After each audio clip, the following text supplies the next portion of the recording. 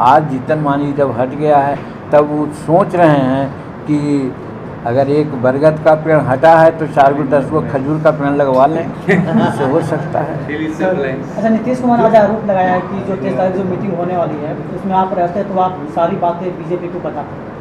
अब जाकी रही भावना जैसी प्रभु मुहूर्त देखी तीन तैसी, जो जैसा करता है उसको सही सूझ में आता है। हम इस तरह की बात नहीं करते हैं, शायद वो करते होंगे तो उनको सलामत करते हैं कि रत्नेश जी को दिया गया है तो हम तो यही कहते हैं घी गिरा तो दाल में। रत्नेश जी समाज के लिए कुछ कर पाएँ, यही मेरी शुभकामना है। आपकी फिटनेस का राज क्या है? एशवेल रस, ये एक ही बोतल में है। Stress, weakness, acidity, obesity, hair fall, skin की हर परेशानियों का एक ही हल। एशवेल लाइफ, डायबिटीज फ्री लाइफ।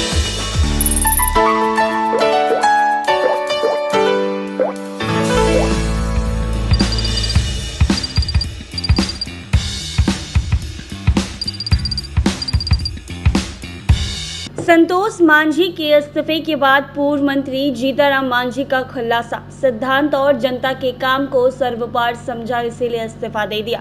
उन्होंने प्रेस वार्ता को संबोधित करते हुए कहा है कि जिन्हें मुद्दों के इम्प्लीमेंट करने के लिए पार्टी बनाई, मुद्दे आज भी बदस्तूर जारी है। कुछ मुद्दे को मुख्यमंत्री नीतीश कुमार ने दूसरी रूप में किया है। वो गरीबों के विकास की बात नहीं सुनते हैं, उनकी बात नहीं मानी गई है। जिन मुद्दों को लेकर उनसे मिलने गए तो उन्होंने साफ कहा कि छोटे छोटे दुकान बंद करें और जदयू में चले आए, अगर नहीं आइएगा तो बाहर चले जाइए। उन्होंने बताया कि 45 मिनट की बातचीत में 30 मिनट में कई बार पार्टी से बाहर जाने और आने का उपदेश देते रहे। उन्होंने कहा कि 44 वर्षों से जनता के लिए काम किया, सिद्धांत और जनता का काम सर्वोपरि है, इसीलिए पार्टी को मर्ज नहीं करेंगे। और क्या कुछ कह रहे हैं जीतनराम मांझी, वो जरा सुने आप लोग। नहीं, आप बालू माफियाओं को रोकते हैं और बेतरतीब बालू का उठाव को क्यों नहीं आप रोकते हैं, लेकिन इस पर भी उन्होंने ध्यान नहीं दिया। हद से हद ये जो शराब नीति उनकी है, शराब नीति में भी हम लोग साथ थे। सब लोग कहा था कि शराब बंद होना चाहिए, लेकिन आज शराब बंद गरीबों के लिए है। जो गरीब पाभर आसे दारू पीता है वो जेल में जाता है। जो बड़े बड़े पदाधिकारी हैं, ठेकेदार हैं, अफसर हैं, ये लोग सब दारू पीते हैं 9-10 बजे के बाद। उनके यहाँ ब्रेथ एनालाइजर नहीं लगता है। ब्रेथ एनालाइजर लगता है जो मजदूर कमा के आता है, पावर कहीं पी लेता है तो उसको ब्रेथ एनालाइजर लगा करके जेल में भेजते हैं। 70% वैसे लोग जेल में है जो गरीब मजदूर है और जिसके बाल बच्चे आज यहाँ फांके चना में है, जिसके बारे में हम कह सकते हैं कि हमारी सरकार बेरहम हो गई कि उनके बारे में नहीं सोचती है। और तो और ताड़ी जिसको कहते हैं, टोडी कहते हैं, वो नेचुरल जूस है, वो शराब के कैटेगरी में नहीं आता है। 1991 के शराब नीति में उसको बताया गया है कि वो शराब नहीं है, उसमें भी रोका जाता है। और जो ताड़ी पीने वाला लोग है, ताड़ी चुहाने वाला लोग है, उसको पकड़ करके जेल में भेजा जा रहा है। लाखों लोग इस व्यवसाय में लगे हुए हैं, वे लोग भी आज निरीह हो रहे हैं, पकड़े जा रहे हैं, मारे पीटे जा रहे हैं। ये सारे समस्या गरीबों का, किसानों का, महिलाओं का, स्टूडेंट का, ये मुँह बाए साफ खड़ा है। हम जब सारे चीज़ का एडवोकेटर थे, एडवोकेशन करते रहे हैं, और नीतीश कुमार से आपने देखा होगा कि जब उनके साथ भी थे तो चाहे तो आप लोगों के माध्यम से हो या असेंबली के माध्यम से हो, हमने बातें की लेकिन नहीं माना।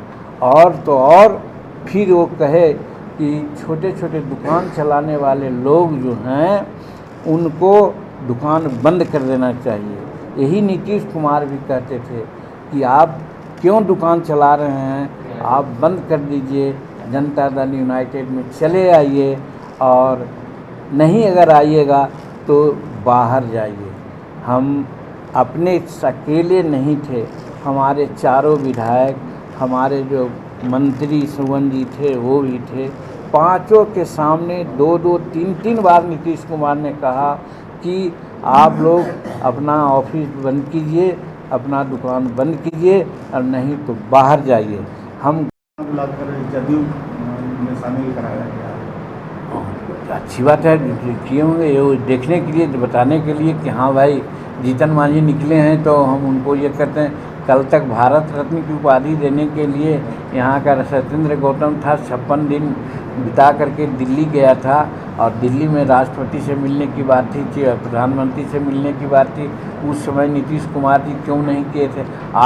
आज जीतन मांझी जब हट गया है तब वो सोच रहे हैं कि अगर एक बरगद का पेड़ हटा है तो 4 को 10 को खजूर का पेड़ लगवा लें, इससे हो सकता है। अच्छा, नीतीश कुमार ने आज आरोप लगाया है कि जो 23 तारीख जो मीटिंग होने वाली है उसमें आप रहते तो आप सारी बातें बीजेपी को बताते।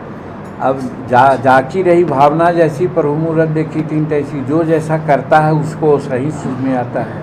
हम इस तरह की बात नहीं करते हैं, शायद वो करते होंगे तो उनको सलामत करते हैं कि रत्नेश जी को दिया गया है तो हम तो यही कहते हैं घी गिरा तो दाल में।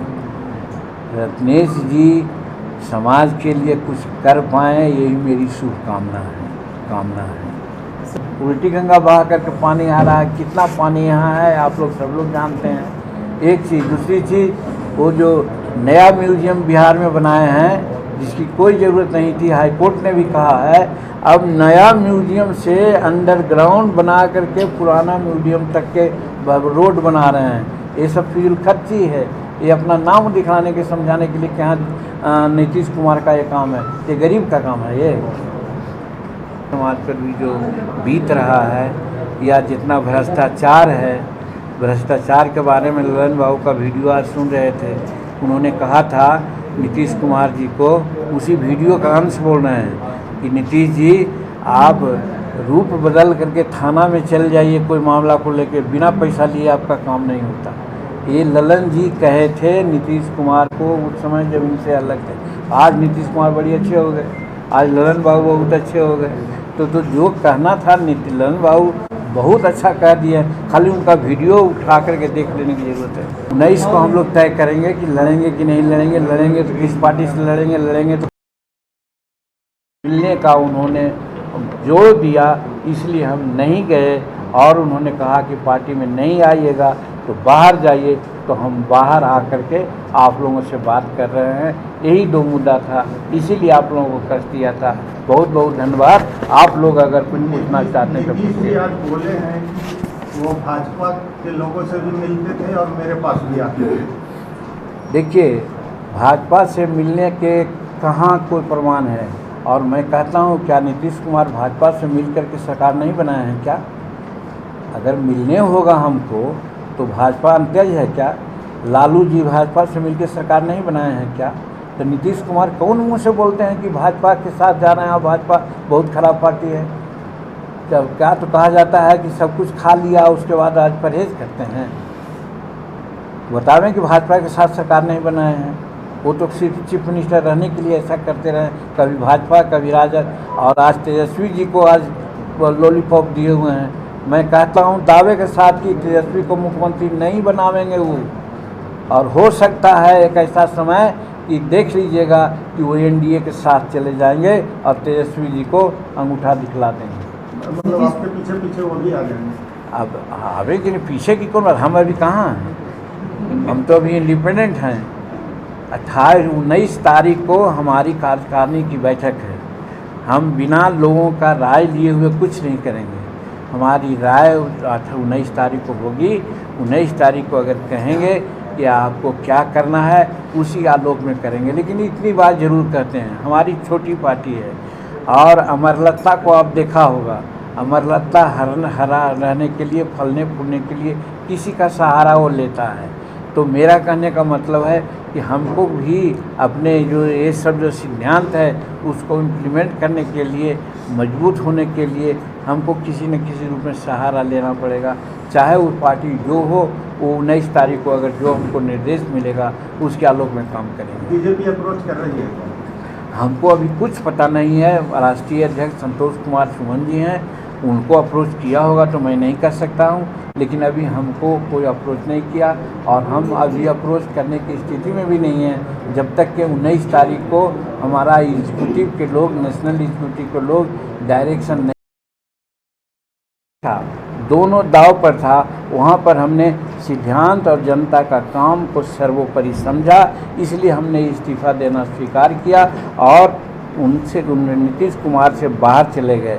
एक प्रश्न और पूछिएगा आप लोग कि भाई कहा गया कि आप एनडीए से अब नहीं हैं, बाहर हैं, तो हम एनडीए में कब थे? आप लोग सब सुनते होंगे, एक बार नहीं अनेकों बार कहा था महागठबंधन में हम कब थे। सुनो, आप लोग भी सुनते होंगे कि हम महागठबंधन में नहीं हैं, हम नीतीश कुमार के साथ हैं और नीतीश कुमार के रहने का काम किया और कसम खाया था कि हम नीतीश कुमार के साथ रहेंगे। लेकिन धन्यवाद देते हैं नीतीश कुमार को कि हमारा कसम का जो भार था उसको मुक्त कर दिया, ये कह करके कि आप बाहर जाइए, तो बाहर चले आए, कसम मेरा समाप्त हो गया। यही कहानी है। इसीलिए आप लोगों को यहाँ पर पहला जो कहा वो कहना चाहते हैं कहा। और ऐसे दूसरा मुद्दा है भी, वो बहुत इम्पोर्टेंट में आरक्षण किया, किसानों को फ्री में बिजली बिल दिया, बिल ये किया था। मुसलमानों के लिए देखिए आज मौलाना मजदूर हक यूनिवर्सिटी आज बन के तैयार है। हम आज कल 4 रोज पहले देखा, हम देख के गौरवान्वित हुए। उसमें वीर कुंवर सिंह विद्यालय विश्वविद्यालय बना था, विनोबा भावे विद्यालय की स्वीकृति हुई थी, मंडल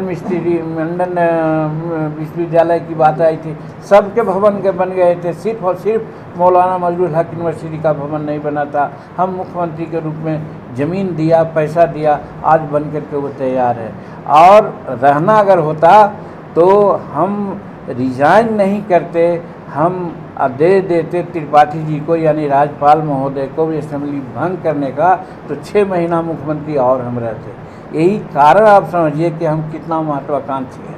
अगर महत्वाकांक्षी होते तो 6 महीना तो और हम मुख्यमंत्री बने रह सकते थे, लेकिन हमने सोचा कि नहीं, इस तरह की बात अगर ये नहीं चाहते हैं तो हम नहीं रहेंगे। तो ये सारी बातें हो कर के आज हम लोगों ने यही सोचा कि जनता के लिए हम लोग जिए हैं। 44 वर्ष हमारा राजनीतिक लाइफ हुआ है और जनता के लिए ही काम किया है। न हमारा कोई बिजनेस है, न हमारा कोई बस है, न हमारा कोई ट्रक है, न हमारा कोई और साइड बिजनेस है। सिर्फ और सिर्फ राजनीति में जनता की सेवा करने में हमने बिताया। लेकिन ये अपमान की बात कि आप हमारे साथ चले आओ, तो उनके पार्टी में हम क्यों जाते? हम तो जिन मुद्दों को इम्प्लीमेंट करने के लिए पार्टी बनाया था वो मुद्दा अभी बदस्तूर जारी है। बहुत कम ऐसे मुद्दे हैं जिसको इम्प्लीमेंट किया गया है दूसरे रूप में। तो हम तो जब तक ये मुद्दा नहीं पूरा होगा तब तक के हम पार्टी को कायम रखेंगे। और भगवान की कृपा से, आप लोगों की दया से आज हमारी पार्टी चल नहीं रही है, दौड़ रही है। आज 4 विधायक हैं, 1 MLC हैं और हमारा काम चल रहा है। आखिर इस पार्टी को हज़ारों हज़ार लोगों का एम्बिशन है कि ये पार्टी को मर्ज नहीं करें। पार्टी हमारे गरीबों के लिए घर हो गई है, एक सिंबल हो गई है। तो इसीलिए हम पार्टी को मर्ज नहीं करना सोचा और सोचा कि मंत्री पद से इस्तीफा दे दें। और नहीं तो बात सही है, हम आज भी कहते हैं हमको किसी से कोई लेना देना नहीं है, कोई दुख नहीं है, कोई आदमी के प्रति कोई शिकवा शिकायत नहीं है। हमको पूरा सम्मान लोग देते थे, दे रहे थे। नीतीश कुमार भी काम हमको हमारा सर नहीं सुनता है, हम लोगों के विकास का काम नहीं हो रहा है। पुल सड़कें बेतरतीब और बहुत सड़क जनता तबाह हो रही है और हम लोग की बात नहीं सुनी जाती है। इसको तो भी सुनिए। लेकिन फिर उन्होंने एक ही बात कहा कि आप निर्णय बताइए कि आप रहिएगा या जाइएगा। हमने उनको कहा था कि 12 तारीख को हम पटना आवेंगे। बीच में चले आए थे हम बाहर और 12 तारीख को गए तो फिर पूछा गया कि क्या निर्णय लिए हैं। तो हम कहा 13 तारीख को सवेरे हम आएंगे, हम बतावेंगे।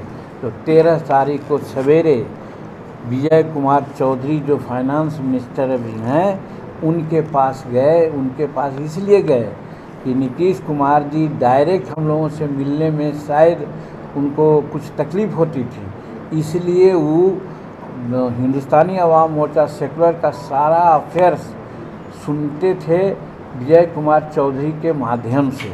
इसलिए हम विजय चौधरी के माध्यम से ही ये बात उनको कहवाया कि हम आपके साथ नहीं रह पाएंगे, पार्टी को हम मर्जर नहीं कर सकते हैं, हम बाहर जाना चाहते हैं।